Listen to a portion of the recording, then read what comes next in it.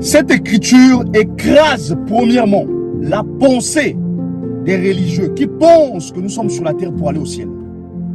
Parce que cette pensée qui d'ailleurs a corrompu les peuples, cette pensée qui a rendu les hommes de la terre, plus précisément les religieux, démissionnaires de leurs droits et leurs devoirs, abandonnant toutes choses entre les mains de Dieu, et que Dieu règle les problèmes, que Dieu gère les choses, que Dieu fasse tout, et qu'on soit là sur le banc de touche en train de voir, en train d'espérer un avenir brillant et prospère.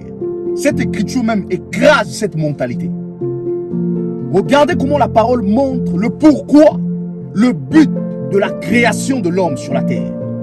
La motivation de pourquoi Dieu a créé l'homme sur la terre. Il dit, faisons l'homme à notre image, à notre ressemblance. Pour quelle raison? Pour qu'il domine. C'est quoi la domination? C'est le règne. Pour qu'il règne sur les choses de la terre. Pour qu'il domine les choses de la terre. Pour qu'il ait l'autorité sur les choses de la terre. Voici clairement la politique de la nation, selon Dieu. Les Écritures vont plus loin, au verset 28. Montrons où l'homme reçoit premièrement le royaume et la justice de Dieu. Verset 27.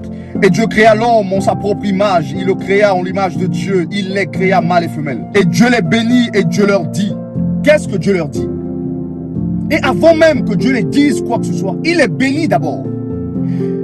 Ceci annule la mentalité des peuples qui cherchent jour après jour la bénédiction de Dieu, oubliant qu'ils sont déjà bénis. Ah! Voici que Dieu montre à l'homme que la bénédiction que vous cherchez là, c'est même pas ça le problème. C'est moi qui vous ai créé, c'est moi qui vous ai fait, c'est moi qui vous bénis. Je vous ai déjà béni. Béni soit celui qui vous bénira et maudit soit celui qui vous maudira. Le problème n'est même pas la bénédiction. Le problème c'est autre chose que je vous ai demandé de faire, mais que vous ne faites pas. Et quelle est cette chose que Dieu nous demande de faire que nous ne faisons pas? Écoutons cela. Et Dieu leur dit, fructifiez et multipliez et remplissez la terre et assujettissez-la et dominez sur les poissons de la mer et sur les oiseaux dans l'air et sur toute chose vivante qui se meut sur la terre. Voici clairement la politique de la nation, selon Dieu.